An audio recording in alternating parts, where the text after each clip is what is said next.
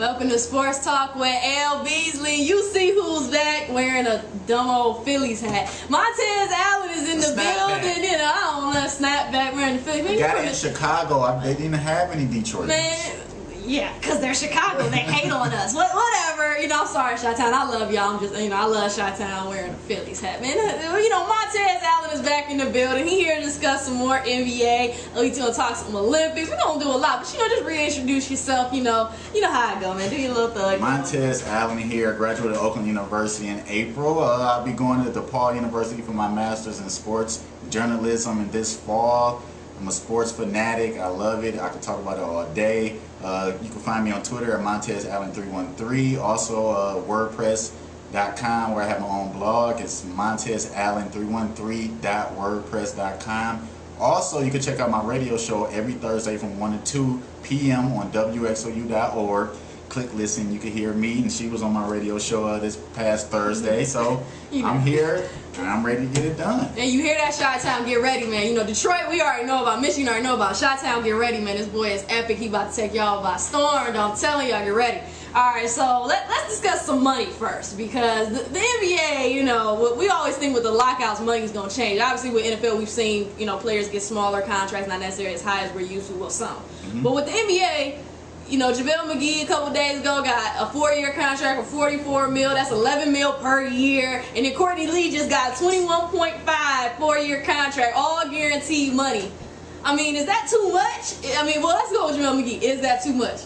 Yikes. I don't know if he's worth 11 per year. I would say at least between 6 and 8. 8, right? Because I feel like he has a lot of potential. He is a great defender. I'm not gonna put him at great, but he is a good defender. He's an intimidator at the basket. Yes, he's very athletic and long, and he's only around 23 years old. So I could see why they did it, because he's young. He has an upside, but right now he's the most clumsiest center I've ever seen in my life. What was it? It was one game where the team had the basketball and he was running the opposite way. I'm like, yeah, he's are you on those drugs, JaVale McGee? I don't know. But it was funny. But I see why they did it. You know, they gave him the money solely off potential, because he's, like I said, he's very long and he's very athletic to be 7 feet tall, and he's an intimidator at the basket. He can block shots, but right now he needs to work on his post moves because it's practically non-existent. See, well, with me, I just would have liked, it would have been different if other teams had offered him the same contract or something similar. But for me, you didn't even make him challenge you. You know what I mean? It was kind of like, let's go see what other kind of money he's going to get from other players. Like you said, he has potential, but there's a lot of downside to him as much as there is upside. You think so? I think so. Like I said, is he going to really, I mean... He's only 23. He's 23, but with him staying in Denver, who's helping him to get to this level where he's at? Obviously, that's true. You know what I'm saying? Because that's the thing, like we say about point guards. You know, who's helping these players to evolve if you're not already great? Who's on Denver? Is he really going to, you know, unlock that potential on Denver? You never know who they will work with in the off season, or you never know who within the organization is helping them also. But I think he has a greiter upside than he does a downside, though. I think he's gonna be legit. Don't get me wrong. It's just how athletic he is. True. I mean, like I said, I like JaVale McGee. I didn't like giving him $11 million per year, and then for nobody else to really let him kind of go out and test the waters. Let's see what other people are gonna offer, because I don't think anybody else would have gave him that. That's that Jeremy Lin syndrome. You know what I'm saying? I don't think nobody else would have gave him that, but that's just me. But you know, like I said, let me go on the record. I do like JaVale McGee. I admire his mother, who was a heck of a player back in her day. So I do like JaVale McGee. I just would have liked not that $11 million per year. A year. That is a lot of money per year. Yeah. But like I said, maybe within I said 6, 5 to 7. I would have 5 to 7 a year. Okay. I mean, I would have gave him at least at the most 8. Yeah, it's something along those lines. But 11? No, 11. No bueno. Okay, so what about Courtney Lee? You know, who's a new Celtic? Which great pickup by the Celtics. You know, I like that. Y'all need a legit 2. I like that. So I'm proud of y'all for going to get Courtney Lee. But do you like the fact that he's getting $25 million guaranteed contract, all his money, 4 years, man? No, I don't. I mean, Courtney Lee, once again, he's in that. I don't know what it is. Maybe Jeremy Lin started the trend. He did. He started all these teams throwing money at players that really don't deserve it, particularly Jeremy Lin himself. $14 million in his 3rd-year contract. No bueno. I'm speaking Spanish today. I see you was doing that on your show. What you got a Spanish woman? I'm trying to learn how to speak more Spanish, I guess. But I mean, Courtney Lee, he's a good player, very athletic, and he's okay at the 2-guard position, but I don't think he deserves 25. I thought overpaid. No. I mean, I like Courtney Lee, and I think it's a good pickup, but I wouldn't have gave it to him. I actually think he would fit in great in Boston, too. Yeah, he's going to fit well. Like I said, it's a great pickup by Boston, but 25 mil, I didn't really understand where that came from, why you felt the need to give him 25 mil. I thought maybe like 18, 19 maybe even lower than that. So I just was kind of like, he's a legit player, but he hasn't earned 25 mil yet to me. I mean, shout out to Boston, too. I like what y'all are doing for real. Oh, now you're going to just take my honorable mention from your show yesterday? I'm sorry. They are doing it. I still think the Clippers and, of course, Miami, I had the biggest moves in the offseason. But Boston is doing well. Boston is doing good stuff. I like what Boston did. And the Nets. I'll put the Nets. Yeah, Nets in there, obviously. I mean, we like what most teams are doing for the most part, well, except for you and Dallas, but we're not going to get into that. I'm not talking about Dallas. Don't talk to me about Dallas. Ever since Dirk Nowitzki, I said we lost our draft. Okay. Dallas is irrelevant. All right, now we know Olympics is coming up. End of July is gonna be Olympics time. So we haven't really, me and you haven't really formally discussed this too much on Twitter or on the show. But what you think of what Kobe said? This team could beat the 2012 USA Olympic team could beat the 19 Olympic team. Now me and you both said not this squad per se, but if Dwight Howard was playing, Chris Bosh, Wade, Derrick Rose, all those guys were healthy and they were playing, it's safe to say. Scottie Pippen, I don't know what you were talking about saying you would blow them out by 25. You wouldn't even, I don't think the 92 Dream Team would blow this team out by 25. No. I think they would win.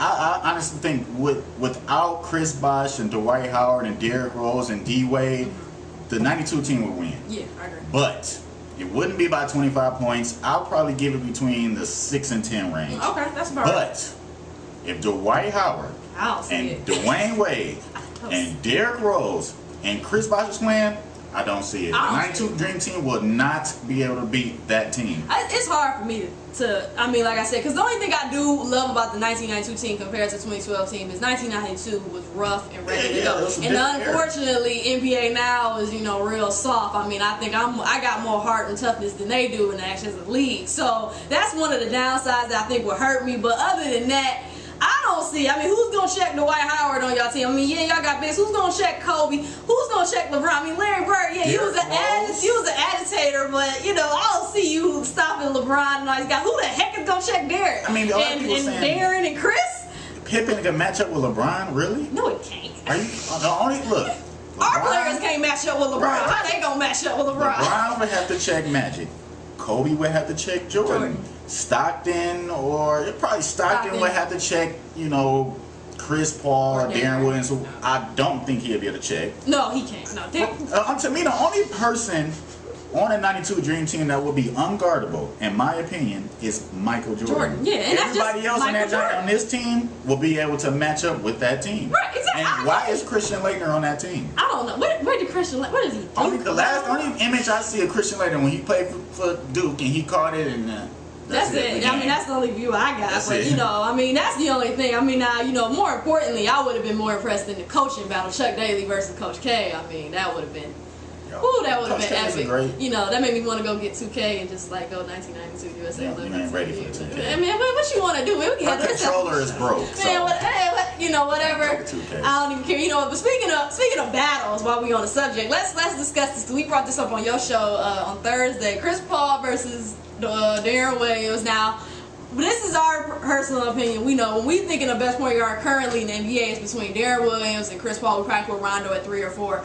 But he said he think it's Chris Paul. Okay. I think it's Deron Williams. So you go and state your little case that whatever. In my opinion, Chris Paul is the modern day Isaiah Thomas. He's the only person you could compare to Isaiah Thomas. I think he has a bigger heart to be a smaller player. I think he has a bigger heart. I think he's a better pure point guard. I think he get his teammates involved better than Deron Williams. And to be so small, how he could grab rebounds. And also, I think he's a better on-ball defender. I've seen him light the Lakers up for a triple-double. It's no way Chris Paul should have 12 to 14 rebounds to be 5'11". He should.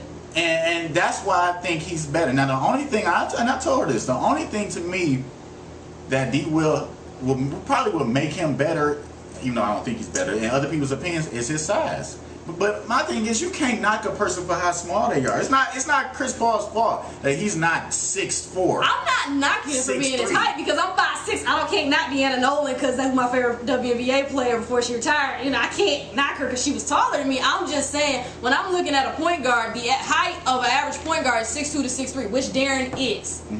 He has the size and the strength to go into the post. He rebounds well. He's not necessarily the best on-ball defender as Chris Paul is. To me, Chris Paul has better hands and feet, but he still is a good defender. He can shoot and score from anywhere on the court. He is a creator. He's a better scorer. He's a better scorer, and he's just as great as a leader. Now, I feel that Chris maybe is a little bit more verbally better than Deron Williams, but Deron Williams is a great leader. I mean, he led Jazz. I think he's going to lead the Nets these next couple years as a Brooklyn Net.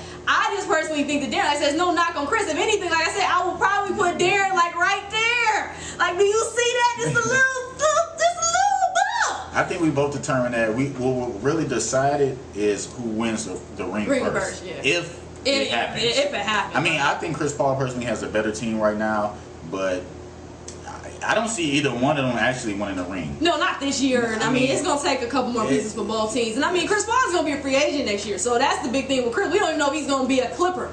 Please go to New York. Please, they desperately need you. That would be nasty. Chris Paul in New York, please go. And I mean, but if you don't go to New York, we really gonna be having this battle all over again. Oh, yes, the state battle, yes. The in-state battle of the best point guards in the league. I mean, like I said, I just personally think Deron's better. Like I said, there's no disrespect to Chris Paul. I love Chris Paul. I love his son. He's so cute when he do his little Blake face. I love Chris Paul just as much as I love Deron. This has been a battle since college days when they got drafted. So I just put Deron just slightly ahead, but I still think Chris Paul is legit, and I would even tie him at this point, JB, even that. Also, I had to add this in there. I think Chris Paul works the pick and roll way better than Deron Williams. And I think, hey, if you have any comments, hit me up on Twitter if you don't agree. Montezz Allen 313. I think he works the pick and roll the best in NBA history.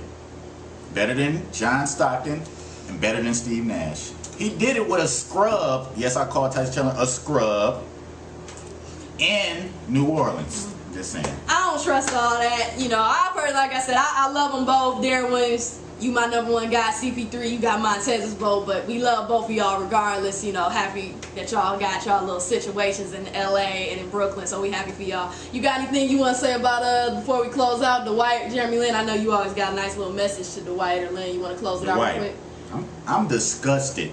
Dwight Howard, I am disgusted with you. Man up and come out in the open and tell the people what you want. All these false rumors and accusations that I want to go here. No, I'm not going to sign here. I'm willing to sign here. No, I'm not. Come out and say it. That's all I want you to do. I don't want to keep talking about it either. I'm tired of seeing you on SportsCenter. It's worse than Tim Tebow. It's worse than Jeremy Lin. It's worse than LeBron James' decision. Okay? Stop it. Man up, because I am disgusted and it's... I was about to say the wrong word. And it's getting on my nerves. Okay? So please man up. And your best chance of winning a championship is in L.A. That's LA. it. Okay. Jeremy Lin, I'm not going to talk about. Yeah, we're not talking about Jeremy Lin. Dwight Howard, you heard it from Montez and me. Man up, boy. And you know what? You know what it is. Go to moneyballsportswear.com. Boy, you know my bad. I'm going Moneyballsportswear. Thank you. I'm tripping. Moneyballsportswear.com. Go get them shirts. Moneyball is where that. The only way to ball is Moneyball. Go check out that gear. Ball Don't Lie shirts. Plenty of other shirts. If you need some cool gear, go check them out. Montez, thank you for coming on the show. I appreciate it. Always happy to have my boy on there. As you heard him, go follow him on Twitter. Go check out his website. All of it's going to be on the credits, so he don't have to repeat. It's going to be on the credits. Go follow me. Go follow him. Go check out our website. Y'all know how we do. It's not going to be the last time you see Montez. Thank you for tuning in to this segment of Sports Talk with L-Beasley.